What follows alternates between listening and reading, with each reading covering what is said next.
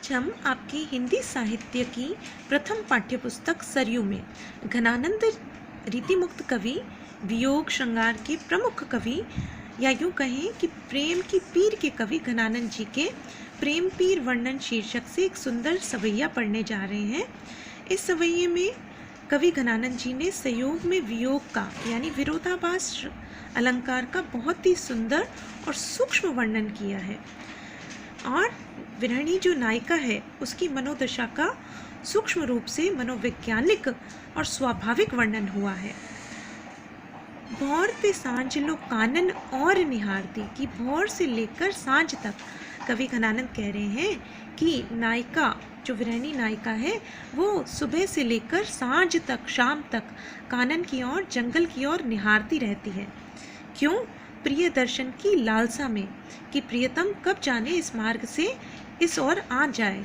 बावरी नेक नहारती और वो बावली नायिका जो दुख में बावली हो चुकी है विरहिणी नायिका, वो नेक नहारती तनिक भी जरा सी भी देर के लिए थकती नहीं है, अर्थात अपने नेत्रों को उस मार्ग से हटाती नहीं है।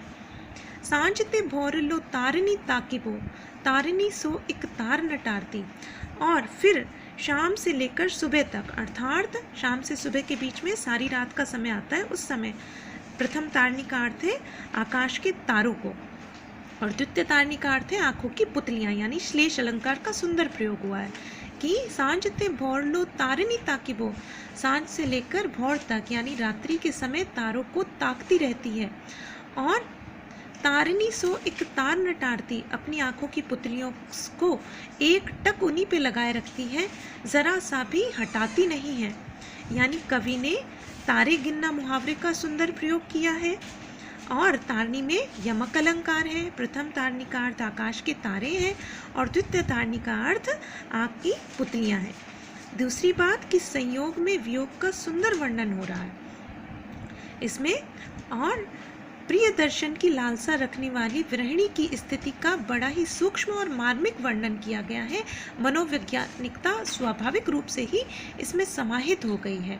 साथ ही साथ माधुर्य गुण आ गया है, वैदर्भी रीति है और सवैया छंद जो है ब्रज भाषा से सवैया छंद और भी उत्तम बन पड़ा है।